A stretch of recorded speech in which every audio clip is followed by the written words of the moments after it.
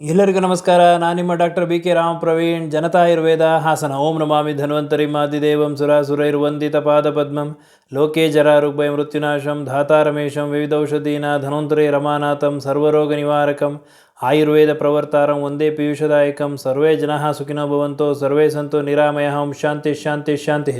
ವೀಕ್ಷಕರೇ, ನಾವು ಆರೋಗ್ಯದಿಂದ ಇರಬೇಕು ಅಂದರೆ ನಮ್ಮ ದೇಹದಲ್ಲಿರ್ತಕ್ಕಂಥ ಪ್ರತಿಯೊಂದು ಅಂಗಗಳು ಸರಿಯಾಗಿ ಕೆಲಸ ಮಾಡಬೇಕು, ಸಿಸ್ಟಮ್ ವೈಸ್ ಕೆಲಸ ಮಾಡಬೇಕು. ಸಿಸ್ಟಮ್ ವೈಸ್ ಅಂತಂದರೆ ರೆಸ್ಪಿರೇಟ್ರಿ ಸಿಸ್ಟಮಲ್ಲಿ ಶ್ವಾಸಕೋಶ ಪ್ರಮುಖವಾಗಿ ಕೆಲಸ ಮಾಡಬೇಕಾಗ್ತದೆ. ಇನ್ನು ಕಾರ್ಡಿಯೋವ್ಯಾಸ್ಕ್ಯುಲರ್ ಸಿಸ್ಟಮಲ್ಲಿ ಹೃದಯದ ಕಾರ್ಯಕ್ಷಮತೆ ಚೆನ್ನಾಗಿರಬೇಕಾಗ್ತದೆ. ಅದೇ ರೀತಿ ಎಕ್ಸ್ಕ್ರೀಟರಿ ಸಿಸ್ಟಮಲ್ಲಿ ಕಿಡ್ನಿಗಳು ಸರಿಯಾಗಿ ಕೆಲಸ ಮಾಡಬೇಕಾಗ್ತದೆ. ಇವುಗಳು, ಈ ಪ್ರಮುಖ ಅಂಗಗಳು ಯಾವಾಗ ಆರೋಗ್ಯದಿಂದ ಇರ್ತೋ ನಾವು ಆರೋಗ್ಯದಿಂದ ಇರ್ತೀವಿ. ಹಾಗಾಗಿ ಇವತ್ತಿನ ಒಂದು ಸಂಚಿಕೆಯಲ್ಲಿ ಕಿಡ್ನಿಯ ಮಹತ್ವ ಏನು, ಇದು ಹಾನಿಯಾದಾಗ ಯಾವ ಲಕ್ಷಣಗಳು ಕಾಣಿಸ್ಕೊಳ್ತದೆ, ಇದನ್ನು ನಾವು ಮುನ್ನೆಚ್ಚರಿಕೆಯಾಗಿ ಪ್ರಾರಂಭಿಕ ಹಂತದಲ್ಲೇ ನಾವು ಇದನ್ನು ಮನಗಂಡು ಸೂಕ್ತ ಚಿಕಿತ್ಸೆ ತಗೊಂಡ್ರೆ ಯಾವ ರೀತಿ ಆಗ್ತಕ್ಕಂತಹ ದೊಡ್ಡ ತೊಂದರೆಗಳನ್ನು ತಪ್ಪಿಸ್ಬೋದು, ಈ ಎಲ್ಲ ವಿಷಯವನ್ನು ತಮಗೆ ಇವತ್ತಿನ ಸಂಚಿಕೆಯಲ್ಲಿ ಸವಿವರವಾಗಿ ತಿಳಿಸ್ಕೊಡ್ತೀನಿ. ಮೊದಲು ಕಿಡ್ನಿಯಾಗ ಫಂಕ್ಷನ್ ಏನು ಅನ್ನೋ ತಿಳ್ಕೊಳ್ಳೋಣ. ನಮ್ಮ ಮೂತ್ರಪಿಂಡಗಳ ಕೆಲಸ ಏನು ಅಂತಂದರೆ, ನಮ್ಮ ದೇಹದಲ್ಲಿರ್ತಕ್ಕಂತಹ ರಕ್ತದಲ್ಲಿರ್ತಕ್ಕಂತಹ ತ್ಯಾಜ್ಯ ವಸ್ತುಗಳನ್ನು, ಕೆಟ್ಟ ಅಂಶಗಳನ್ನು ದೇಹದಿಂದ ಹೊರ ಹಾಕ್ತಕ್ಕಂಥ ಕೆಲಸ ಮಾಡ್ತದೆ. ಬ್ಲಡ್ನ ಫಿಲ್ಟರ್ ಮಾಡ್ತದೆ, ರಕ್ತವನ್ನು ಶೋಧಿಸ್ತಕ್ಕಂಥ ಕೆಲಸ ಮಾಡ್ತದೆ. ದೇಹದಲ್ಲಿರ್ತಕ್ಕಂಥ ವಿಷಪೂರಿತ ಅಂಶಗಳನ್ನ ದೇಹದಿಂದ ಹೊರಗಡೆ ಹಾಕ್ತದೆ, ಟಾಕ್ಸಿನ್ಸ್ಗಳನ್ನ ದೇಹದಿಂದ ಹೊರಗಡೆ ಹಾಕ್ತಕ್ಕಂಥ ಕೆಲಸ ಮಾಡ್ತದೆ. ಹಾಗೂ ನಮ್ಮ ದೇಹದಲ್ಲಿರ್ತಕ್ಕಂಥ ಎಲೆಕ್ಟ್ರೋಲೈಟ್ಸ್ಗಳನ್ನ ಬ್ಯಾಲೆನ್ಸ್, ಸಮತೋಲನದಲ್ಲಿ ಇರ್ತಕ್ಕಂಥ ಕೆಲಸ ಮಾಡ್ತದೆ. ಹೀಗೆ ಈ ಎಲ್ಲ ರೀತಿಯ ಕೆಲಸವನ್ನು ನಿರ್ವಹಿಸೋದ್ರಿಂದ ಕಿಡ್ನಿಗಳ ಒಂದು ಫಂಕ್ಷನ್ ಬಹು ಪ್ರಮುಖವಾಗಿ ಇರ್ತದೆ. ಯಾವಾಗ ಇದರಲ್ಲಿ ಏರುಪೇರು ಆಗ್ತದೋ, ಸಾಮಾನ್ಯವಾಗಿ ಪ್ರಾರಂಭಿಕ ಹಂತದಲ್ಲಿ ಯಾವುದೇ ಲಕ್ಷಣಗಳು ಕಾಣಿಸ್ಕೊಳ್ಳೋದಿಲ್ಲ, ದೊಡ್ಡ ದೊಡ್ಡ ಲಕ್ಷಣಗಳು ಕಾಣಿಸ್ಕೊಳ್ಳೋದಿಲ್ಲ. ಹಾಗಾಗಿ ನೀವು ನೆಗ್ಲೆಕ್ಟ್ ಮಾಡೋಕ್ಕೆ ಹೋಗಬಾರ್ದು. ಆದಾಗ್ಯೂ ಕೆಲವೊಂದು ಸೂಕ್ಷ್ಮ ಲಕ್ಷಣಗಳು ಕಾಣಿಸ್ಕೊಳ್ತದೆ. ಆ ಲಕ್ಷಣಗಳು ಯಾವ್ಯಾವುದು ಅನ್ನೋದನ್ನು ಇವತ್ತಿನ ಸಂಚಿಕೆಯಲ್ಲಿ ತಿಳಿಸ್ಕೊಡ್ತೀನಿ. ಆ ಪ್ರಮುಖ 5 ಲಕ್ಷಣಗಳನ್ನ ನೀವು ತಿಳ್ಕೊಳ್ತು ಅಂದರೆ ತಕ್ಷಣ ನೀವು ಸೂಕ್ತ ಚಿಕಿತ್ಸೆ ತಗೊಂಡ್ರೆ ಮುಂದೆ ಆಗ್ತಕ್ಕಂತಹ ದೊಡ್ಡ ಅನಾಹುತವನ್ನು ತಪ್ಪಿಸ್ಬೋದು. ಆ ಲಕ್ಷಣಗಳು ಯಾವ್ಯಾವುದು ಅನ್ನೋ ತಿಳ್ಕೊಳ್ಳೋಣ. ಸಾಮಾನ್ಯವಾಗಿ ಈ ಲಕ್ಷಣಗಳು ನಮ್ಮ ಗೋಚರಿಸಿದಾಗ ಪ್ರಮುಖವಾಗಿ ನಮ್ಮ ಕೈಗಳಲ್ಲಿ, ಪಾದಗಳಲ್ಲಿ, ಹಿಂಡಿಗಳಲ್ಲಿ ಇದು ಕಾಣಿಸ್ಕೊಳ್ತದೆ. ಈ ಲಕ್ಷಣಗಳಲ್ಲಿ ಮೊದಲನೆಯದು ಯಾವುದು ಅಂತಂದರೆ, ಕೈ ಕಾಲುಗಳಲ್ಲಿ ಊತ, ಹಿಂಡಿ ಊತ ಬರ್ತದೆ, ಬೆರಳುಗಳು ಊತ ಬರ್ತದೆ, ಪಾದ ಊತ ಬರ್ತದೆ. ಕಾರಣ ಏನು ಅಂತಂದರೆ, ಇದು ಕಿಡ್ನಿ ಫಂಕ್ಷನ್ ಏನು ಅಂತಂದರೆ ನಮ್ಮ ಬ್ಲಡ್ಡನ್ನು ಫಿಲ್ಟರ್ ಮಾಡ್ತಕ್ಕಂಥ ಕೆಲಸ, ಎಲೆಕ್ಟ್ರೋಲೈಟ್ಸ್ನ, ನಮ್ಮ ಪೋಷಕಾಂಶಗಳನ್ನು, ಖನಿಜಾಂಶಗಳನ್ನು ಸಮತೋಲನದಲ್ಲಿ ಇಡ್ತಕ್ಕಂಥ ಕೆಲಸ. ಯಾವಾಗ ನಮ್ಮ ದೇಹದಲ್ಲಿ ಈ ಒಂದು ರಕ್ತದಲ್ಲಿರ್ತಕ್ಕಂಥ ವಿಷಪೂರಿತ ಅಂಶಗಳು, ತ್ಯಾಜ್ಯಾಂಶಗಳು ದೇಹದಿಂದ ಹೊರಗಡೆ ಹೋಗೋದಿಲ್ವೋ, ಕಿಡ್ನಿ ಫಿಲ್ಟ್ರೇಷನ್ ಸರಿಯಾಗಿ ಆಗೋದಿಲ್ವೋ, ಅಂಥ ಒಂದು ಸಂದರ್ಭದಲ್ಲಿ ದ್ರವಾಂಶ ಅಥವಾ ಫ್ಲೂಯಿಡ್, ಲಿಕ್ವಿಡ್ ಅಂಶಗಳೇನಿರ್ತದೆ ಅದು ಗುರುತ್ವಾಕರ್ಷಣ ಅಂತಂದರೆ ಗ್ರಾವಿಟೇಷನ್ ಪವರಿಂದ ನಮ್ಮ ಕೈಗಳಲ್ಲಿ, ಪಾದಗಳಲ್ಲಿ, ಹಿಂಡಿಗಳಲ್ಲಿ ಇಳಿದು ಅಲ್ಲಿ ಶೇಖರಣೆ ಆಗ್ತದೆ. ಆ ಸಮಯದಲ್ಲಿ ಏನಾಗ್ತದೆ ಅಂತಂದರೆ, ಕೆಲವೊಬ್ಬರು ನೀವು ನೋಡಿರ್ಬೋದು, ಪಾದಗಳು ಊತ ಬಂದಿರ್ತದೆ, ಕೈಗಳು ಊತ ಬಂದಿರ್ತದೆ, ಹಿಂಡಿಗಳು ಊತ ಬಂದಿರ್ತದೆ.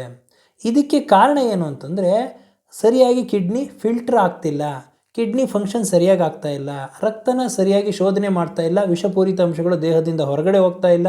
ಹಾಗಾಗಿ ದೇಹದಲ್ಲಿರ್ತಕ್ಕಂತಹ ಫ್ಲೂಯಿಡ್ಗಳು, ಸೋಡಿಯಂ ಅಂಶ ಅದು ಗ್ರಾವಿಟೇಷನ್ ಪವರಿಂದ ಪಾದಗಳಲ್ಲಿ ಇಳ್ಕೊಂಡಿದೆ, ಅಲ್ಲಿ ಶೇಖರಣೆ ಆಗಿದೆ ಅಂತ ಅರ್ಥ. ಹಾಗಾಗಿ ಪಾದಗಳು ಊತ ಬಂದಿರ್ತದೆ. ನೀವು ಬೇಕಿದ್ರೆ ಇದನ್ನು ಟೆಸ್ಟ್ ಮಾಡ್ಬೋದು. ಡಾಕ್ಟ್ರು ನೀವು ಟೆಸ್ಟ್ ಮಾಡೋದು ನೀವು ನೋಡಿರ್ತೀರ. ಊತ ಬಂದಿರತಕ್ಕಂಥ ಜಾಗದಲ್ಲಿ ಬೆರಳಿನಲ್ಲಿ ನೀವು ಒತ್ತಿ ಹಿಡಿದ್ರೆ ಅಲ್ಲಿ ಗುಂಡಿ ಬಿದ್ದಂಗೆ ಆಗ್ತದೆ. ಇದಕ್ಕೆ ಪಿಟ್ಟಿಂಗ್ ಎಡಿಮಾ ಅಂತ ಕರೀತಾರೆ. ಯಾವಾಗ ಊತ ಬಂದಿರ್ತೋ ಕೈಕಾಲುಗಳು, ಹಿಂಡಿಗಳು, ಇದಕ್ಕೆ ಎಡಿಮಾ ಅಂತ ಕರೀತಾರೆ. ನೀವು ಬೆರಳಲ್ಲಿ ಒತ್ತಿದಾಗ ಅಲ್ಲಿ ಗುಂಡಿ ಬಿದ್ದಂಗೆ ಆಯಿತು ಪಾದದಲ್ಲಿ, ಕೈಗಳಲ್ಲಿ, ಹಿಂಡಿಗಳಲ್ಲಿ ಅಂತಂದರೆ ಅದಕ್ಕೆ ಪಿಟ್ಟಿಂಗ್ ಎಡಿಮಾ ಅಂತ ಕರೀತಾರೆ. ಇದು ಪ್ರಮುಖವಾದ ಲಕ್ಷಣ. ಈ ಲಕ್ಷಣ ಏನಾರು ಕಾಣಿಸ್ತು ಅಂತಂದರೆ ತಕ್ಷಣ ಹತ್ತಿರವಿರ್ತಕ್ಕಂಥ ತಜ್ಞ ವೈದ್ಯರನ್ನು ಭೇಟಿಯಾಗಿ ನೀವು ಪರೀಕ್ಷೆ ಮಾಡಿಸ್ಕೊಂಡು ಚಿಕಿತ್ಸೆ ತಗೋಬೇಕಾಗ್ತದೆ. ಇನ್ನು ಎರಡನೆಯದು, ಚರ್ಮ ಒಣಗ್ದಂಗೆ ಆಗ್ತದೆ. ಸಿಕ್ಕಾಬಟ್ಟೆ ಚರ್ಮದಲ್ಲಿ ಕಡಿತ, ತುರಿಕೆ ಬರ್ತದೆ, ಇಚ್ಚಿಂಗ್ ಆಗಿರ್ತದೆ. ಚರ್ಮ ಒಣಗೋದಕ್ಕೂ ಕಿಡ್ನಿಗೂ ಏನು ಸಂಬಂಧ ಅಂತ ನೀವು ಕೇಳ್ಬೋದು. ಚರ್ಮ ಒಣಗೋದಕ್ಕೂ ಕಿಡ್ನಿ ಸಮಸ್ಯೆಗೆ ಏನು ಸಂಬಂಧ ಅಂತಂದರೆ, ಯಾವಾಗ ನಮ್ಮ ರಕ್ತದಲ್ಲಿ ರಕ್ತ ಶುದ್ಧೀಕರಣ ಆಗೋದಿಲ್ವೋ, ಹಾಗೂ ತ್ಯಾಜ್ಯ ಅಂಶಗಳು, ಟಾಕ್ಸಿನ್ಸ್ಗಳು, ವಿಷಪೂರಿತ ಅಂಶಗಳು ದೇಹದಿಂದ ಹೊರಗಡೆ ಹೋಗೋದಿಲ್ವೋ, ಹಾಗೂ ಪೋಷಕಾಂಶಗಳಲ್ಲಿ, ಖನಿಜಾಂಶಗಳಲ್ಲಿ ಏರುಪೇರಾಗ್ತದೋ, ಸಮತೋಲನ ಬ್ಯಾಲೆನ್ಸಲ್ಲಿ ಇಡೋದಿಲ್ವೋ ಅಂಥ ಒಂದು ಸಂದರ್ಭದಲ್ಲಿ ಇದು ನೇರವಾಗಿ ನಮ್ಮ ಚರ್ಮದ ಮೇಲೆ ಪರಿಣಾಮ ಬೀರ್ತದೆ. ಚರ್ಮ ಡ್ರೈ ಆಗ್ತಕ್ಕಂತಹದ್ದು, ಒಣಗ್ತಕ್ಕಂಥದ್ದು, ಸಿಕ್ಕಾಬಟ್ಟೆ ಕಡಿತ, ತುರಿಕೆ ಬರ್ತಕ್ಕಂಥದ್ದು, ಈ ಎಲ್ಲ ಲಕ್ಷಣಗಳು ಕಾಣಿಸ್ಕೊಳ್ತದೆ. ಇದಕ್ಕೆ ನೀವು ಬೇಕಿದ್ರೆ ಯಾವುದೇ ಕ್ರೀಮ್ ಹಚ್ಚಿ ಏನೇ ಲೋಷನ್ ಹಚ್ಚಿದ್ರೂ ಈ ಕಡಿತ ಅಥವಾ ತುರಿಕೆ ನಿವಾರಣೆ ಆಗೋದಿಲ್ಲ. ಈ ಲಕ್ಷಣ ಏನಾದರೂ ಕಾಣಿಸ್ತು ಅಂತಂದರೆ ನಿಮ್ಮ ಕಿಡ್ನಿಗಳು ಹಾಳಾಗ್ತಾ ಇದೆ, ಹಾನಿ ಆಗ್ತಾ ಇದೆ ಅಂತ ಅರ್ಥ. ಹಾಗಾಗಿ ತಕ್ಷಣ ನೀವು ವೈದ್ಯರನ್ನು ಭೇಟಿಯಾಗಿ ಚಿಕಿತ್ಸೆ ತಗೋಬೇಕಾಗ್ತದೆ. ಇನ್ನು ಮೂರನೆಯದು ಕೈಕಾಲುಗಳು, ಪಾದಗಳು, ಹಿಂಡಿಗಳು ಜುಂಗುಟ್ದಂಗೆ ಆಗ್ತದೆ, ಬೆಂಡ್ ಬಂದಂಗೆ ಆಗ್ತದೆ, ಅಂದರೆ ನಂಬ್ನೆಸ್ ಇರ್ತದೆ, ಟಿಂಗ್ಲಿಂಗ್ ಸೆನ್ಸೇಷನ್ ಇರ್ತದೆ. ಇದಕ್ಕೆ ಕಾರಣ ಏನಂತಂದರೆ ಯಾವಾಗ ಕಿಡ್ನಿಗಳು ಹಾನಿ ಆಗ್ತಾ ಇರ್ತದೋ ಇದು ನಮ್ಮ ನರಗಳ ಮೇಲೆ ಪರಿಣಾಮ ಬೀರ್ತದೆ. ಯಾವಾಗ ನರಗಳ ಮೇಲೆ ಪರಿಣಾಮ ಬೀರ್ತದೋ ಇದಕ್ಕೆ ಪೆರಿಫೆರಲ್ ನ್ಯೂರೋಪತಿ ಅಂತ ಕರೀತಾರೆ. ಯಾವಾಗ ನರ ಡ್ಯಾಮೇಜ್ ಆಗ್ತದೋ ಪಾದಗಳು, ಬೆರಳುಗಳು, ಕೈಗಳಲ್ಲಿ ಬೆಂಡ್ ಬಂದಂಗೆ ಆಗ್ತದೆ, ನಂಬ್ನೆಸ್ ಇರ್ತದೆ, ಸೆನ್ಸೇಷನ್ ಗೊತ್ತಾಗೋದಿಲ್ಲ, ಟಿಂಗ್ಲಿಂಗ್ ಸೆನ್ಸೇಷನ್ ಇರ್ತದೆ, ಹಾಗೂ ಈ ಮರಗಟ್ಟದಂಗೆ ಆಗ್ತದೆ. ಆವಾಗ ಜುಮ್ಗುಡ್ತದಂಥ ಒಂದು ಲಕ್ಷಣಗಳು ಕಾಣಿಸ್ಕೊಳ್ತದೆ. ಹಾಗಾಗಿ ಈ ಲಕ್ಷಣಗಳೇನಾದರೂ ಕಾಣಿಸ್ತು ಅಂತಂದರೆ ನಿಮ್ಮ ಕಿಡ್ನಿಗಳು ಹಾಳಾಗ್ತಾ ಇದೆ ಅಂತ ಅರ್ಥ. ತಕ್ಷಣ ನೀವು ಸೂಕ್ತ ಚಿಕಿತ್ಸೆಯನ್ನು ತಗೋಬೇಕಾಗ್ತದೆ. ಇನ್ನು ನಾಲ್ಕನೆಯದು ಸ್ನಾಯುಗಳ ಸೆಳೆತ, ಮಸಲ್ ಪೇಯ್ನ್. ಪ್ರಮುಖವಾಗಿ ರಾತ್ರಿ ಸಮಯದಲ್ಲಿ ಕಾಣಿಸ್ಕೊಳ್ತದೆ. ಯಾಕೆ ಅಂತಂದರೆ ಕೈಕಾಲುಗಳಲ್ಲಿ ಎಳೆತ, ಮೀನು ಕಂಡ ಎಳೆತ, ಸುಸ್ತಾಗೋದು, ಕೈಕಾಲು ನೋವು ಬರ್ತಕ್ಕಂಥದ್ದು, ಈ ಎಲ್ಲ ಲಕ್ಷಣಗಳು ಕಾಣಿಸ್ಕೊಳ್ತದೆ. ಇದಕ್ಕೆ ನೀವೇನು ಮಾಡ್ತೀರಿ ಅಂದರೆ ಯಾವುದೋ ಒಂದು ಪೇಯ್ನ್ ಕಿಲ್ಲರ್ ಮಾತ್ರೇನೋ, ನೋವಿನ ಮಾತ್ರೆ ತಗೊಂಡು ದಯವಿಟ್ಟು ಸುಮ್ಮನೆ ಆಗೋಕ್ಕೆ ಹೋಗಬೇಡಿ. ಇದಕ್ಕೆ ಕಾರಣ ಏನು? ಪ್ರಮುಖವಾಗಿ ರಾತ್ರಿ ಸಮಯದಲ್ಲಿ ಕಾಣಿಸ್ಕೊಳ್ತದೆ. ಯಾಕೆ ಅಂತಂದರೆ ರಕ್ತದಲ್ಲಿ ಇರ್ತಕ್ಕಂತಹ ತ್ಯಾಜ್ಯ ಅಂಶಗಳು, ವಿಷಪೂರಿತ ಅಂಶಗಳು ದೇಹದಿಂದ ಹೊರಗಡೆ ಹೋಗಿರೋದಿಲ್ಲ, ಹಾಗೂ ಪ್ರಮುಖವಾದ ಖನಿಜಾಂಶಗಳು ಅಂದರೆ ನಮ್ಮ ದೇಹದಲ್ಲಿರ್ತಕ್ಕಂತಹ ಖನಿಜಾಂಶಗಳು ಹಾಗೂ ಎಲೆಕ್ಟ್ರೋಲೈಟ್ಸ್, ಪ್ರಮುಖವಾಗಿ ಕ್ಯಾಲ್ಶಿಯಮ್ಮು, ಸೋಡಿಯಮ್ಮು, ಫಾಸ್ಫರಸ್, ಇವುಗಳಲ್ಲಿ ಅಸಮತೋಲನ ಆಗಿರ್ತದೆ, ಇಂಬ್ಯಾಲೆನ್ಸ್ ಆಗಿರ್ತದೆ.